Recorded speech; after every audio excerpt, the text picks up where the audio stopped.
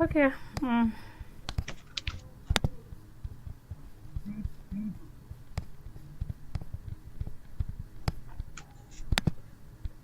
Okay, at least we have a large number now. Good evening, everyone. Good evening, ma. Okay. Good evening. Good evening, Doc. Okay, so welcome to our statistics tutorial, let's say lecture. So we'll be looking at Spearman rank order correlation coefficient, or let's just say Spearman rank order correlation.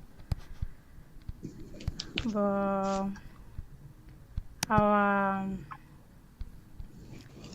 our instructor, okay, will be Engineer Kennedy. Yes, from STEMupAfrica. Maybe in between we'll tell you what STEMupAfrica does, maybe as we go in the program. At least some of you, you've been seeing our videos. We are so passionate about STEM education, and we promote STEM across Africa and beyond. So this is our way of. Okay, so today we are doing statistics. So let's just go into it. I think we've spent much time already. Engineer, you have our attention. Okay, good evening, everyone. I'm happy to be here.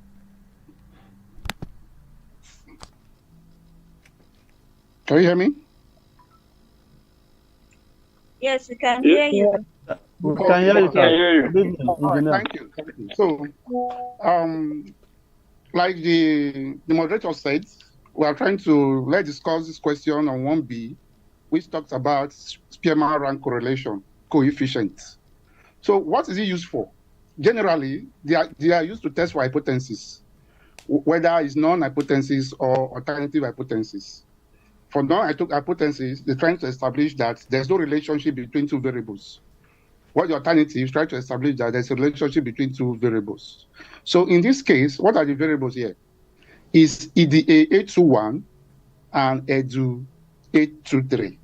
Those are the variables. So is there a correlation, a relationship between them? That is the essence of Spearman rank correlation. Apart from Spearman rank correlation, we also use t-test, z-score, Pearson correlation, and yes, those are the things you can use to establish relationship between two or more variables. Now, how do you estimate this? First of all, you need to know the formula involved to estimate Spearman rank correlation. So what is the formula? Because the reason why I'm quoting the formula first, so that we can impute our data based on that formula. The formula will be a guide on how we can impute and get our values. Because without the values, you cannot get the value of the Spearman rank correlation.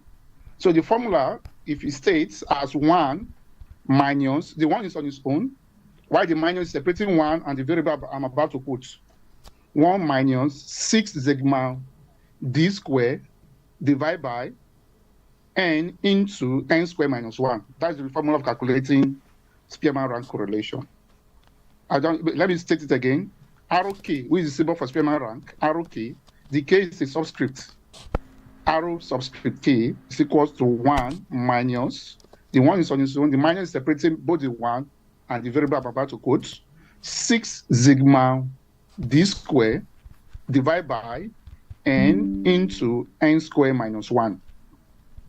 So 1 is a constant, 6 is a constant. So what are the variable we don't know? Is d squared and the number of items, which is n.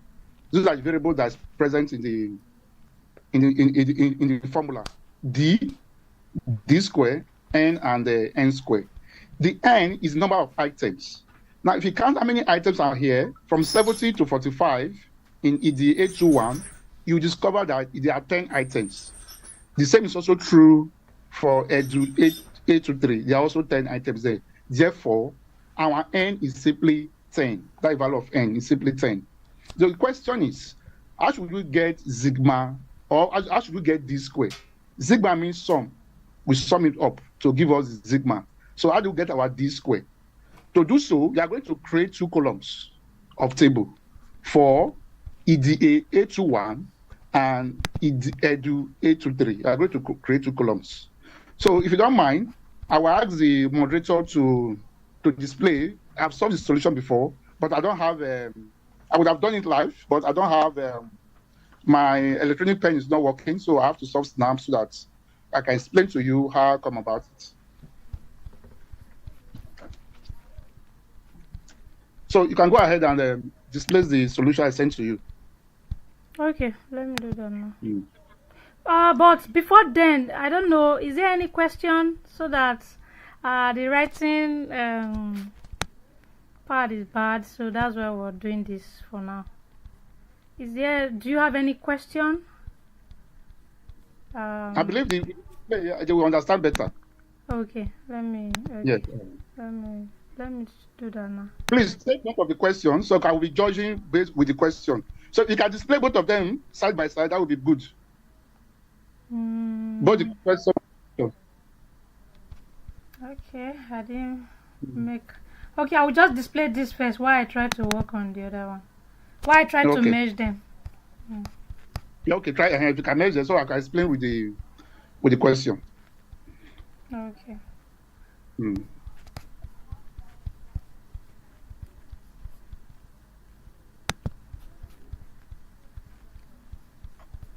You know, this I think okay, I'm sharing it now. Let me stop sharing this and share that one.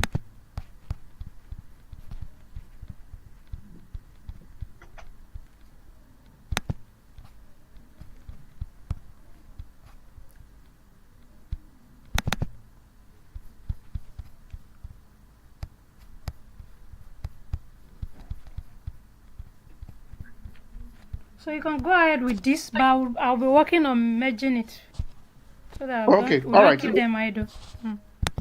So it's not that I just horribly do it. I'll do it in a hurry and I sent it. So like I said, you have to create 2 columns, but then the serial number, which number of items I stated early. The items, which number of variables given to us for EDA A21 and Edu A23. There are 10 items. That's why I label serial number 1 to 10.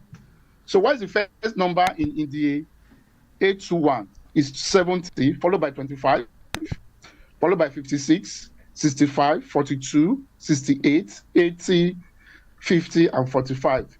So I will categorize the EDA A21 as variable X. I will call it variable X. So that's why I'm putting X there. I'll call it variable X. Then I will do the same thing to Edu A23. I'll call Edu A23 variable Y. So the first variable there in Edu A23 is 75, followed by 40, 60, 70, 88, 30, 72, 60, 90, and 60. That's my EDA Edu A23. I will call it Y.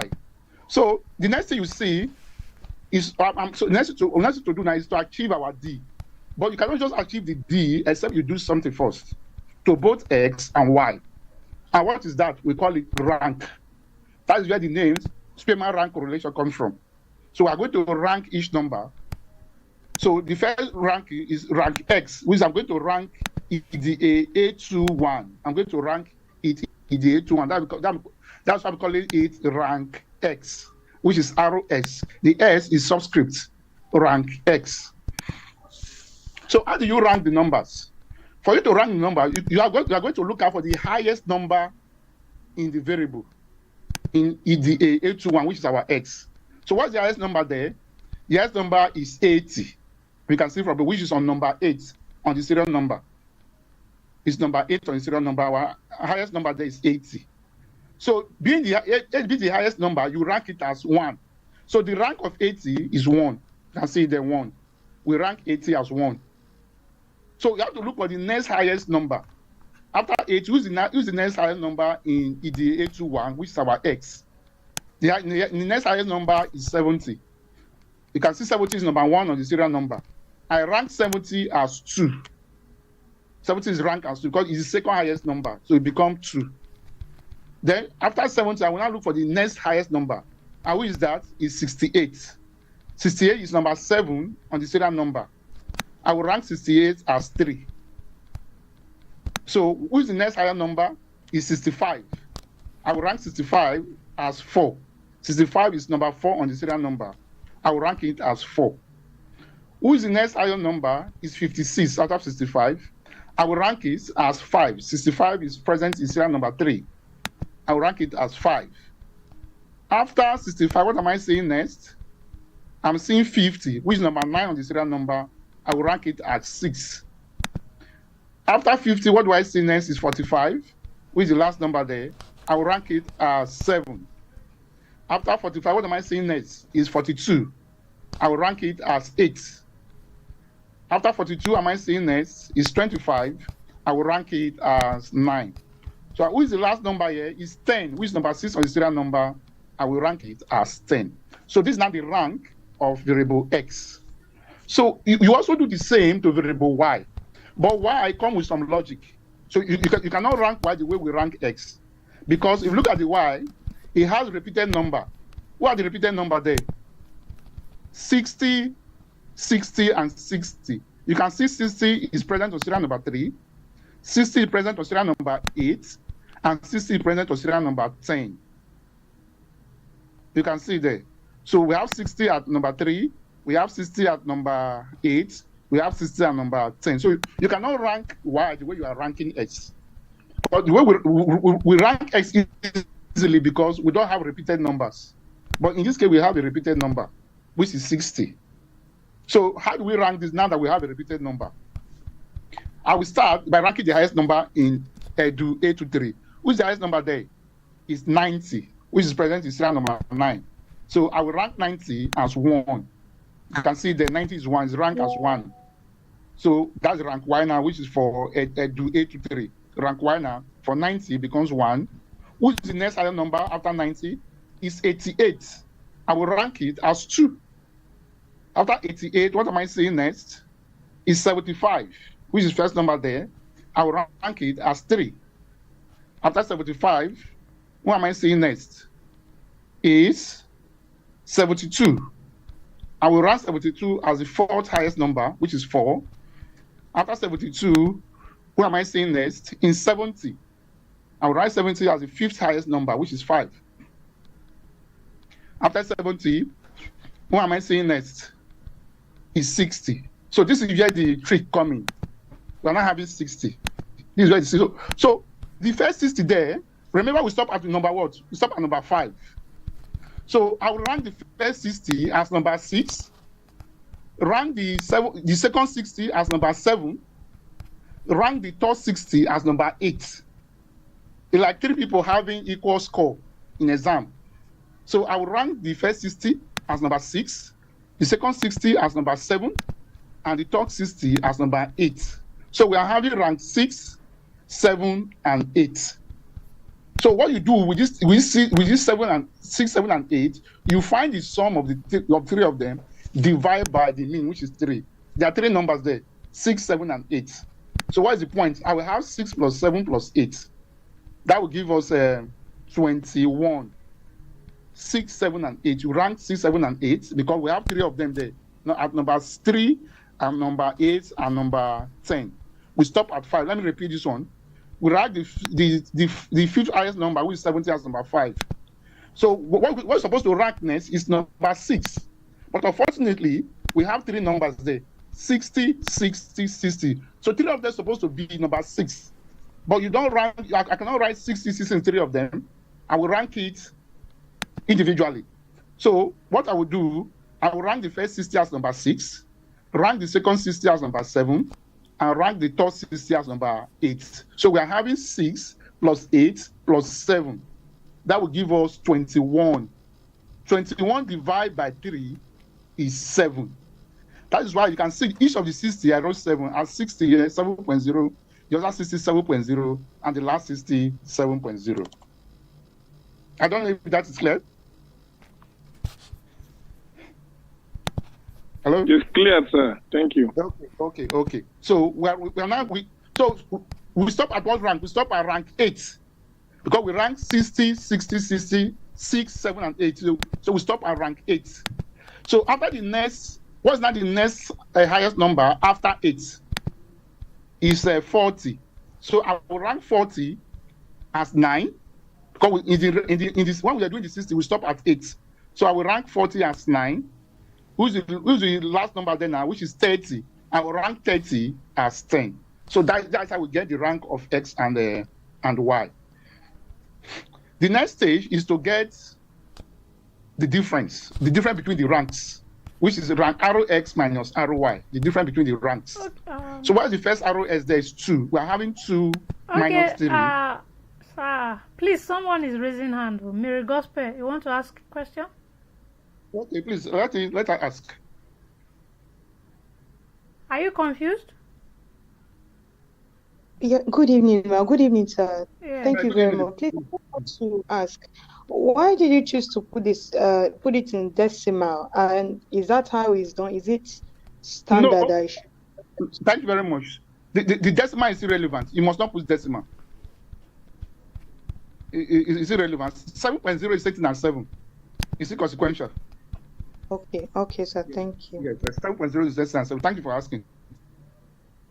So you need to get the difference now. Difference between rank X and rank Y, which is D, capital D. So 2 minus 3 will give us minus 1. 9 minus 9 will give us 0. 5 minus 7 will give us minus 2. Okay. 4 minus 5 will give us minus 1. There's another someone wants to ask a question again. Bayo. Okay, go ahead. Good afternoon. Good evening, ma'am. Good evening, sir. Yeah. I want to ask, the way we ranked XY here, RY rather, in case we have the same score in X2, is it the same process we are going to go through? Yes, you ought to have done. Yes, that's where you ought to. That's where you ought to do it. If you have the same serial numbers in X, yes. Okay, sir. Thank you, sir. All right. Thank you. All right. Yes. So as I was doing, it's 4 minus 5 minus 1, 8 minus 2 is 6, 10 minus 10 is 0, 3 minus 5 is minus 1, 1 minus 7 is minus 6, 6 minus 1 is 5, 7 minus 7 is 0. So the next thing now is to square each of the numbers. Please take note. Anytime you want to square, make sure you put it in brackets. Because if you just square minus 1 square, you give minus 1, except you put it in brackets to become positive. Please take note. Anytime you want to square a number, put it in bracket. There's a bracket in your calculator. Press the bracket, put the number, you close the bracket before you square. Otherwise, if you just square minus 1 without putting in the bracket, what you see there is minus 1 instead of 1. So please take note. So if I square minus 1 in bracket, you give me 1. If I square 0, you give me 0. If I square minus 2, you give me 4. Minus 1 is 1. 6 is 36. Square 0 is 0. Minus 1 is 1. 6 is 36. 5 is 25. 0 square is also 0. So the next thing now, you have to sum everything in the D square. That's what I did here, summation D square.